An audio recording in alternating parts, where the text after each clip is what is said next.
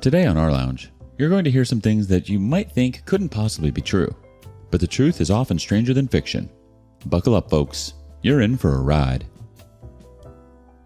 Parents told my brother that he could take my house, and I could just live in the camper in the backyard because I'm single and he has a wife and kids.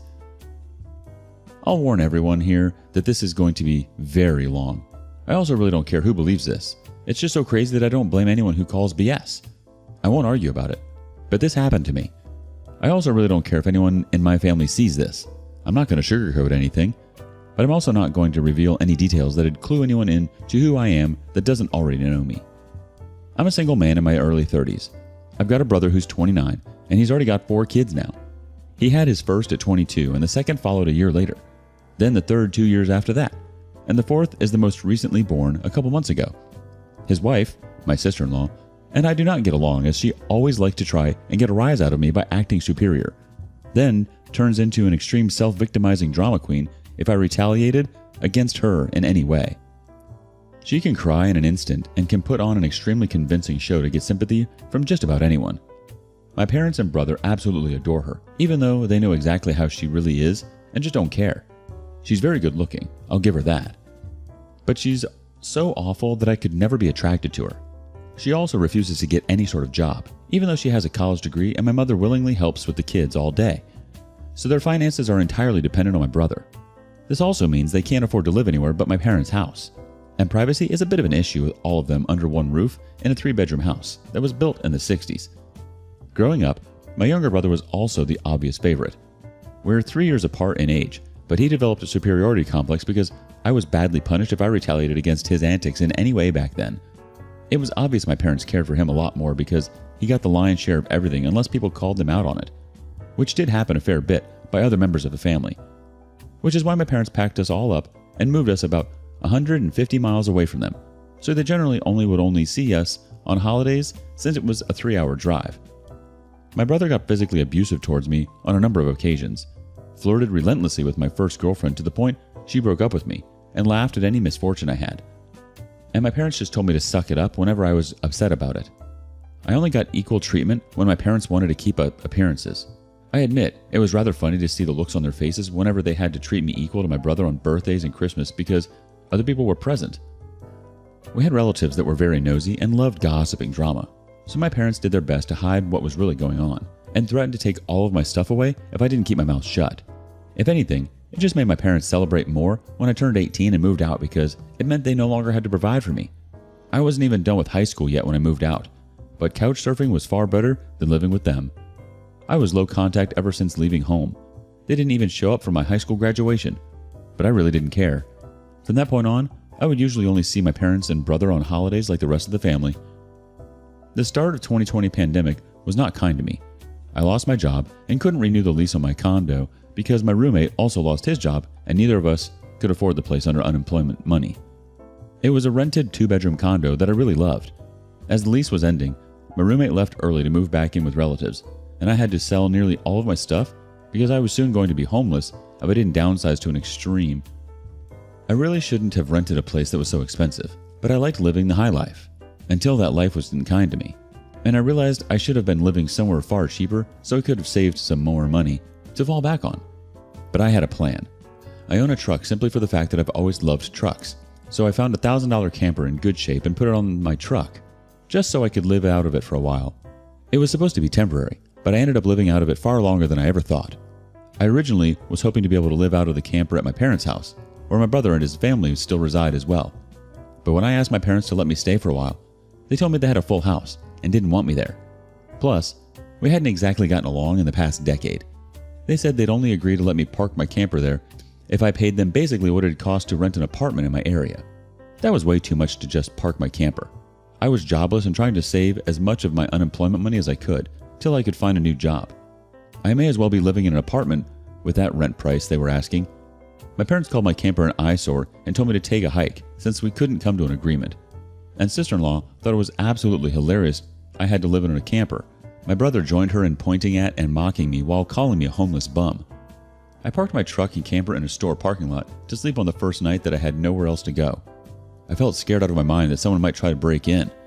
Suffice to say, I didn't sleep well that night. There was nowhere else I could go, as any other relatives that owned houses were fairly far away, and all my friends were all apartment people, and I was pretty attached to my area as well, so I didn't want to just leave. I'd also had my mail forwarded to a friend's apartment. It was the only way I could still get my mail anymore. Finding a stable place to park was pretty difficult. I went looking around to try and find a job similar to my old one. It took months of living the nomadic camper life. In that time, I had to deal with a lot. Everything from beggars and drug addicts to people demanding I leave because my camper was an eyesore. At one point, someone who told me to move claimed to be with an HOA. I wasn't even parked on a street with houses, and when I questioned, "What HOA?" they got incredibly belligerent and threatened me. I moved my camper anyway, just to avoid the trouble.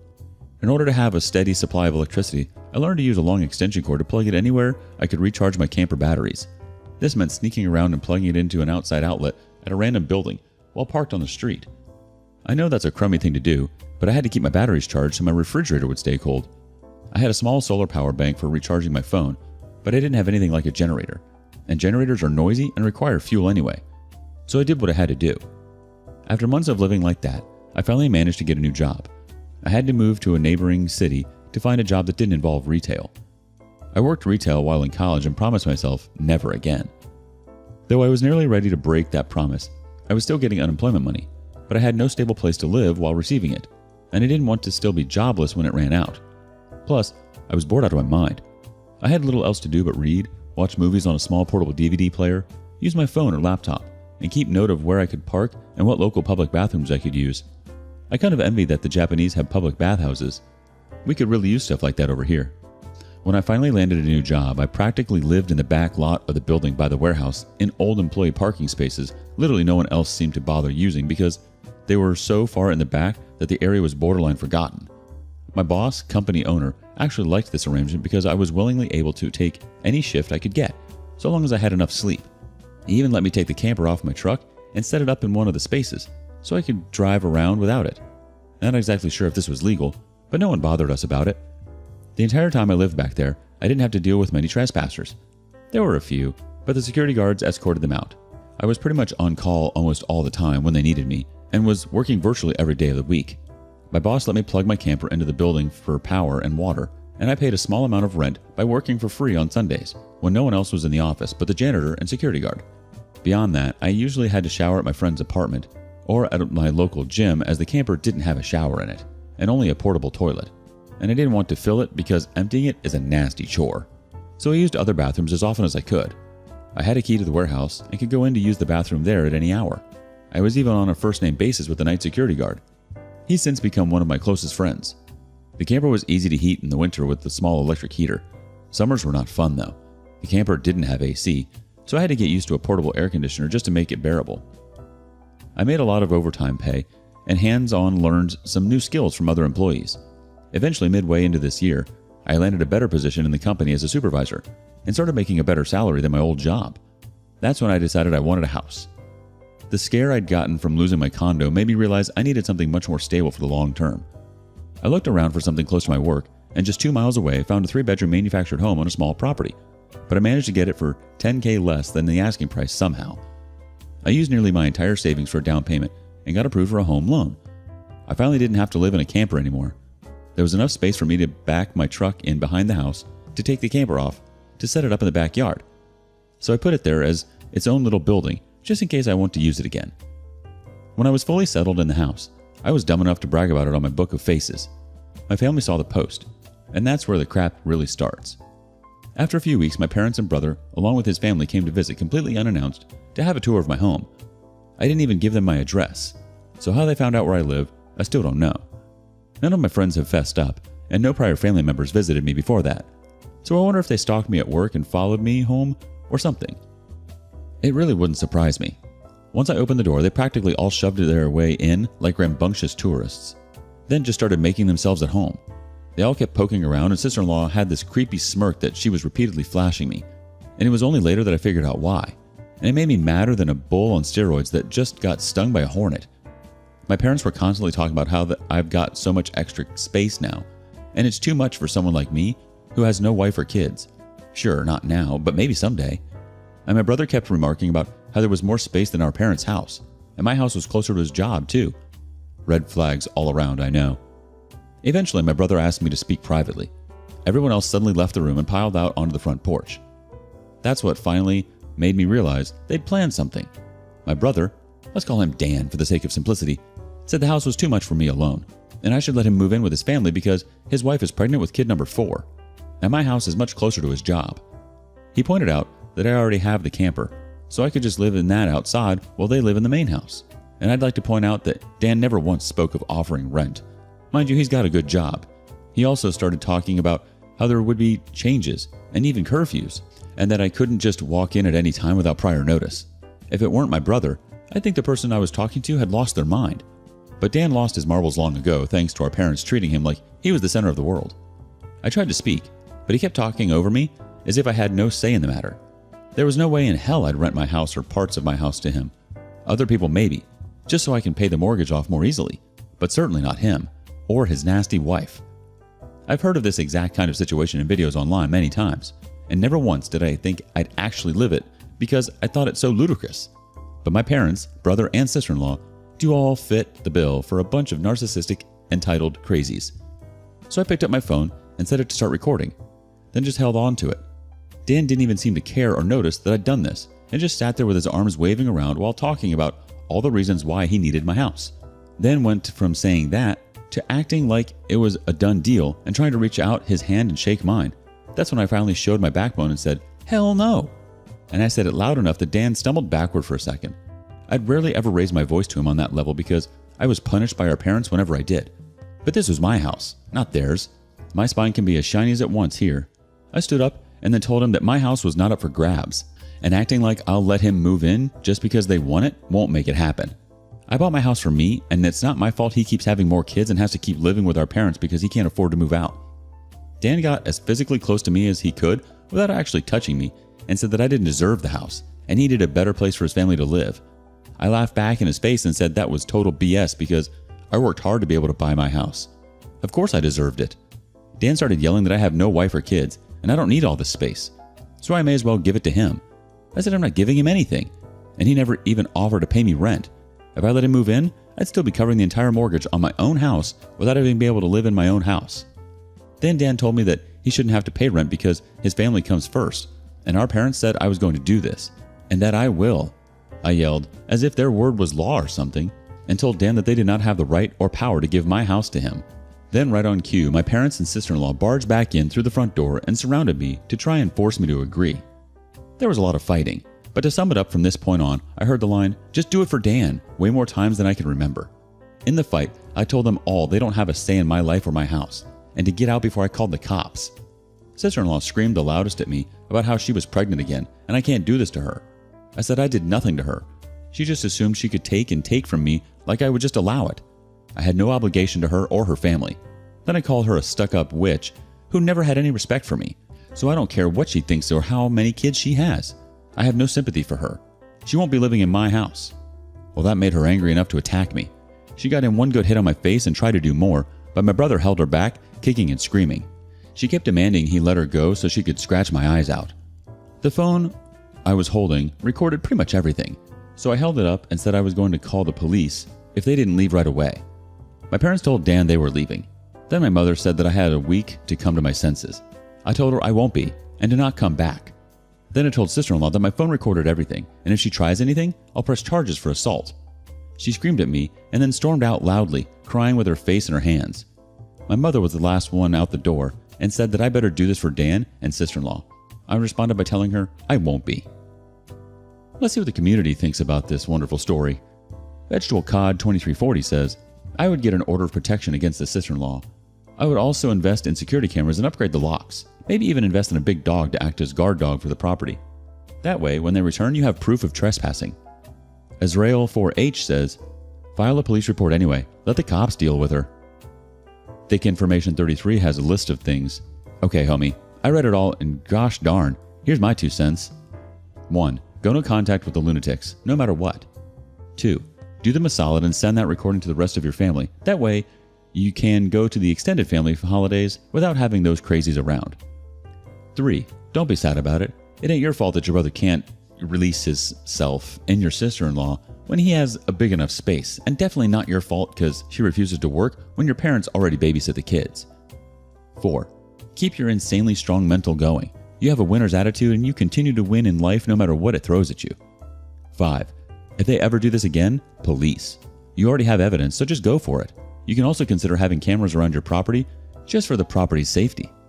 6. Get yourself a family of your own. You deserve it, and once that's settled, send some mails asking your parents when they will move into the trailer to make room for your kids. Also, let them know the rent they must pay to use your trailer. 7. If sister-in-law tries that again and you catch a second attack on camera, CPS may want to look at how stable she is to be allowed to raise kids. Mordecai Fatums says, "This isn't over by a long shot. People like that don't learn. Cameras everywhere, inside and out. Motion-activated lights on all sides of your home and property. They will be back, and they will damage your home and reputation.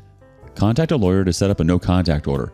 Even if you cannot get official paperwork, get a document sent to them for your lawyer stating that they are not to come onto your property and you do not want contact. This will create a paper trail. Go file with the police about the assault. Even if no charges are pressed, having it on record is extremely important. She can easily claim you hit her first, etc. You need to take this extremely seriously. Also, make sure you have a will and a living will so that they cannot get your stuff nor make medical decisions for you should you ever be injured or in a coma." What an absolute dumpster fire. I cannot believe they have the audacity to say that you do not deserve that place, and just because your brother has kids and a wife means they are entitled to it. He should be working his butt off to try and provide for his family, doing whatever he can to move out of your parents' place and into a home for his wife and kids. And his wife should get off her butt and start working and providing for her family so they can have their own space. Nobody gets anything for free. You had hit rock bottom and worked for everything that you have today, fair and square. They're truly disgusting people. I'm so sorry that you had to deal with this. Thank God you have that recording. That was smart thinking. Part 2. As I stated in the first half of my post, many will find this unbelievable and long. Yes, I'm aware there are similar sounding posts online already. I've seen a number of them now. But it's not like these posters have a monopoly on this sort of crap happening to them. If anything, I'm surprised this site hasn't been better weaponized against this sort of thing, since entitled people should be more afraid of getting outed here. But anyway, I do not blame anyone who calls BS. I would too if I was reading this. However, by reading this and my first post, you'll know just how messed up my parents are. As in my life, they were the root of all evil that spoiled my brother into the a-hole he is today. And never once have they given me a real reason for why. And I kind of fear there isn't one. Some people can't explain why they make choices like child favoritism, so it's all they can do to try and stand by the child they backed, which is exactly what my parents tried to do, and I've practically destroyed their lives for it. Not in the legal sense, but more an emotional one. After I kicked my parents, brother, and sister-in-law out for trying to force me to hand over my new house to my brother, I immediately went to my social media and told the story to the whole family. It spread pretty fast, but you won't find it now because it all got deleted some time ago, and I put my own profile on private. I posted about it because I knew that the first thing my family would do when they got home is to try to twist the event to make me the villain. And I was exactly right. But I had about an hour to get started before them, and I had video evidence to back up my story about what they'd done. No, I don't plan on showing the video here, so don't ask.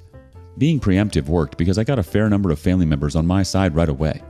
My parents, brother, and sister-in-law must have been all set to write their own post, but it was too late, so they didn't even bother trying to lie much.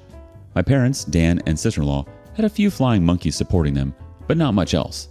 Plenty of others knew how entitled they already were. So what happened was something they all quickly understood and accepted. There was one person in particular that called me. I don't know who they were, but they ranted at me that I was a horrible brother and I needed to make way for a real family man. I just ended the call and blocked the number. This didn't repeat. The week went by and my parents showed up with Dan at my front porch just like they said they would in their prior ultimatum. They rang my doorbell like crazy and also pounded on the door until I finally answered. I opened it just a crack and they tried to shove their way in again, but I'd installed a couple of latch chains that prevented it and even braced my body against the door for good measure. My father and brother demanded I let them in, but I said I was recording everything on camera and would call the police if they tried to force their way in again. My mother calmed them down and then in her most sickly sweet tone asked me if I was ready to let my brother move in. I told her and the rest of them to F off and never come back. My mother put on the crocodile tears and asked me why I can't just do this for Dan because he's my beloved brother. I laughed and then bluntly said I do not love him as a brother because he treated me like crap for years, and they only encouraged him to do so. They are terrible parents and he is a terrible brother. Then told them to leave or I'd be calling the police ASAP. They all left surprisingly easily, apart from my mother's loud crying and the others giving me dirty looks. One could say making them leave was suspiciously easy. I thought the whole mess was over. but I guess I should have taken them more seriously because they had other stupid plans. I came home later that week on Friday evening to find a moving truck and my brother's minivan parked in my driveway. It was Dan and his family there moving stuff in. He just waved to me with a crap-eating grin when I saw him. I was furious and told him and the rest of the family to stop. But sister-in-law smugly said to me that, like it or not, they were moving in. And then in the most fake way, while tilting her head and puckering her lips, she said that it was okay because my mommy allowed it. And I should always listen to what my mommy tells me. I seethed with rage, just hearing those words and looking at her smug, witchy face. So I locked myself in my truck to call the cops right away. When they realized what I was doing, sister-in-law started pounding on my window and yelling at me to stop, and that I can't do this to her because she and Dan need the house. And she cried, "Why can't you just do this for Dan?" I responded with, "F Dan, it's my dang house, not his." Then she threatened to key the side of my truck unless I stopped calling the police, all of which the 911 operator heard thanks to the window being slightly open. I told sister-in-law if she damaged my truck, I'd sue her, and she was smart enough to retreat. When the police arrived, Dan and sister-in-law, along with their kids, had locked themselves in my house. I told the cops what had happened, as well as showing them my new driver's license that had my current address on it. Then, when we went to my front door, I saw that they'd changed the lock, and the old lock was laying on the porch with the center of it drilled out, and the drill they used was laying right next to it, with a complete Harbor Freight's drill bit set. Could they have been any more stupid leaving evidence out like that?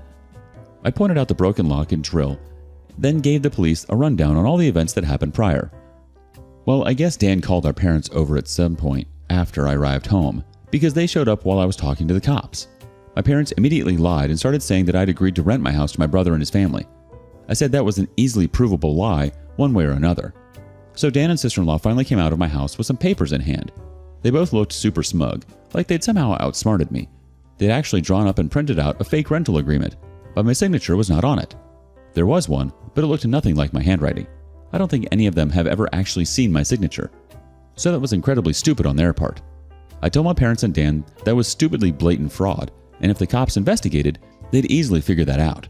And I don't think going to jail and court would do them any good. It could even make Dan lose his job, which is his only means of providing for his family. I also said I would get a lawyer and sue for damages if anything of mine was lost, stolen, or broken, and I'd call CPS too for good measure. Dan went white and looked really scared when I said all that, but my mother got between us and doubled down about how I should just do this for Dan and live in the dang camper so they finally have a family home to themselves. I yelled at her that if she thought it was such a good idea, she could do it for Dan herself and let Dan have her house to himself instead. The cops separated my mother from me, and I said I wanted them all out right now or I'll press charges. I stated in a shout about how they drilled out my front door lock to break in. The lease papers were obvious fakes. They badly forged my signature, and I have recorded video of sister-in-law attacking me. Those are felonies I could F over their lives with if I wanted, and if they didn't leave, that's exactly what I'd do. The only reason I hadn't already was for the sake of Dan's kids. So they have one chance to get the F out. The moment my parents heard that, I think it finally clicked that they could not force me to do it for Dan. My mother surrendered and said she'd put an end to this. Then she went over to sister-in-law and spoke with her quietly for a minute while my father spoke to Dan. Sister-in-law instantly started loud crying and ripping up the fake rental papers into tiny bits and tossing them like confetti, only to have an officer tell them to pick up the bits of paper or he'd cite them for littering. Both of the cops at this point had the "I don't get paid enough for this" looks on their faces. Dan had to start telling his kids to load their stuff back into the moving truck. The kids were all crying, and the eldest was sobbing that he won't get his own room now. Sister-in-law and Dan gathered their kids up to try and make one last pathetic attempt to guilt me with the sad family routine. You know, where they all gather together in a sort of group hug while all facing one direction. I swear, I think they'd practiced it beforehand. All the kids had the same pleading look with quivering mouths. Sister-in-law kept rubbing her pregnant belly and tilting her head to look like a sad puppy, and my brother just made the saddest face he possibly could and said, "Please don't do this. We need to be able to live here." But I didn't falter and told them to keep packing. All the kids and sister-in-law turned the crying up to 11, and Dan yelled at me, "Are you satisfied with yourself? You've denied us a home because you're too selfish to share and help out family." I ended up laughing like a maniac and retorting that what he was trying to do was taking, not sharing, and no amount of crying will make me let his family move in because he's no brother of mine anymore. He's just an entitled prick who thinks he can take whatever he wants from me like when we were kids. Dan started F-bombing me until the cops told him to cool it or he'd be in cuffs regardless if I wanted to press charges. He sucked in his lips and looked a mix of afraid and supremely pissed off. I asked the cops if they could stick around until my parents, brother, and sister-in-law had all left, and they said that they had no intention of going anywhere until this had been resolved. In fact, in the next few minutes, 2 cops became 4, as more drove in for whatever reason. They gave my parents some extra incentive to get moving. I made Dan give me the keys to the new lock he'd put on my front door, though I got another lock the next day anyway because I didn't know if he had copies of the keys or not. He was really reluctant to hand them over. Then instead of handing them to me, he actually threw them down the street and into a storm drain while saying to get them myself. But one of the cops scolded him for that and made him go get them. He had to pull the grate off just to get at them. And he got pretty dirty in the process. When he got the keys back, he just grumbled, then slammed them down into my hand. I told them all to leave and never come back. My mother said I'd be disowned for this, as if that were some kind of threat to me, and I voiced that to them. Then, in an overly sarcastic tone, I said something along the lines of, "Oh no, that means I won't get to come to any holidays with you guys where I always get treated like crap by you all anyway, because Dan has always been your obvious favorite. You treated me all so badly when I was growing up that if Dan ever needs any organ donors, I won't give him anything. So do like you always told me to do when I was mistreated by all of you, and suck it up." My parents were floored after I said all of that, and the quartet of cops were looking pretty judgmental at them as well. I tell you, if you want to put nasty parents like mine on the spot, confront them in front of cops. Basically, they'll likely not try anything really stupid then. My mother just started crying and walking away. My father just stood there looking like he wanted to hit me, and Dan just held his kids in defeat. Oh, and sister-in-law was off having a tantrum in my front lawn. Soon enough, they all formed a line handing out boxes and got their stuff out of my house. Nothing had been unpacked yet, so it was all taken out pretty quickly. But while doing it, my mother kept saying it wasn't too late, and I could still do it for Dan several times. Each time trying to bargain more and more to try to make me change my mind. She said that if Dan could pay me rent if I let them stay, and when that didn't work, she said I could move back in with them to let Dan rent my house so I wouldn't have to share the building. I told her to shut up and keep packing boxes because I don't want Dan or his family around. I don't want his money, and I certainly don't want to live with him or my parents ever again after the way they treated me when I was a kid. Making me deal with my parents would be like making a deal with the devil to me. Sister-in-law ended up having another tantrum after hearing that and threw a box down, then sat on the ground to have a pity party because she didn't want to go back to sharing a house with my parents. And she just sat looking angry and sad there until everyone else was finished. She didn't even want to get up when it was time to leave. They finally got everything out of my house and into the truck. So before they left, I laid into my parents one last time about all the crap they put me through growing up. And with 4 cops being right there, they couldn't do much other than stand there and take it for once. I called them out on so many things that happened and even pointed out how they couldn't just do something nice for me, like letting me stay over with my camper when I was homeless and trying to get back on my feet. How they let Dan and sister-in-law ridicule me and call me a bum. Well, who's the bum now? They wanted to kick me out of my own house so Dan could stay in it free of charge, yet when I needed a place to go, they wanted to gouge me for more than I could afford just to park my camper when they knew I was out of a job. There were more extremely judgmental stares from the cops when I said all of that, so I put my parents on the spot one more time and asked them what I ever did other than being born to deserve being treated so badly, because when I finally have a bit of success in my life, they want to snatch it away from me for their favorite child since they'd rather I give everything to Dan and have nothing for myself. I bought my house using the money that I earned. I owed them nothing, and I won't be asking anything from them ever again, because clearly I will never be anything more than a doormat or a cash cow in their eyes. I got no answers from them. They just stood there looking like fish out of water. So I continued ranting and asked them what in God's name made them think they were such good parents after all of that. My father was beet red, but more from embarrassment than anger this time, and my mother was crying that she was a horrible person. I bluntly agreed that she is a horrible person. They all are, and I bet they'll go to hell for it too. They were crappy people, and they all knew it. But if I'd call them out on all this stuff in private instead of in public, they'd just get mad at me and still act like I'm in the wrong. They just kept up the denial for so long that it became a part of who they are. My mother buried her face in my father's jacket to cry, and my father looked more defeated than I'd ever seen him. Dan and his family avoided me entirely as they finished putting everything back in the moving truck. I made sure nothing of mine was stolen. Not that I'd had a chance to get my furniture yet. I was lucky to even have a couch at the time. They all got back in their vehicles, and sister-in-law just stood staring at me with malice until my brother finally got her to drive the minivan home. And as soon as they were all gone, I got back online again and spilled the beans what happened. My parents were too embarrassed to even try and defend their actions this time, and while the family was somewhat split before this incident, it was now a landslide in my favor. Nearly all of the family had sided with me after this incident, and those who haven't simply aren't siding with anybody. No matter how much my parents previously tried the "We did it for Dan" line. No one listened anymore. So any remaining family support they had is now gone. Many in the family who I expected wouldn't side with me did. That includes the former flying monkeys. So I guess they've finally had enough. Around that time, I offered to host half the family at next Christmas Eve in my new house. My parents were not invited. I wasn't blocked on my brother and sister-in-law's profile, surprisingly, and I saw sister-in-law had her 4th baby in early November. They're still living with my parents. I'm pretty sure they knew I was watching because sister-in-law kept making passive-aggressive posts every couple of weeks or so about not having enough space while living with my parents, probably to see if she can still guilt me. And I'm sure it's driving my mother and father up the wall because they aren't getting any peace and quiet in their old age with 3 rowdy, obnoxious kids, a mentally unstable sister-in-law, my golden child brother, and a newborn baby in the house all at once. Perhaps they could move into a camper in their own backyard and let Dan take over their house completely. They might get some peace then. Yeah, they could do it for Dan. There was supposed to be more, but this post got way too long, so I'll be posting a part 3 later. Okay, time for some community reactions. Naranghim says, "In your first post, you mentioned that you wondered how they found out your address. I can answer that for you if you are in the US. Property ownership is a matter of public record. All they would need is your name and the county you live in, and they could search for your address. I live in Ohio, and the county auditor's website maintains a searchable database of property ownership records. All you need is the owner's first and last name, and it will give you the address of every single property that person owns in the county." The OP replies, "Oh Lord, you're right. That's probably how they found me. But I suppose it's redundant now. I've already destroyed the reputations." Thick Information 33 chimes in, "I am so excited for part 2. Been checking daily for the update." Edit. OMG, there's a part 3? OP, you are the gift that keeps on giving. On one hand, it's sad that you were dealt such a bad hand in life with this family, but on the other, I gotta say, like in my comment in your previous post, all this hardship gave you a winner's mentality that is so valuable and will make you have the best life, all made by you.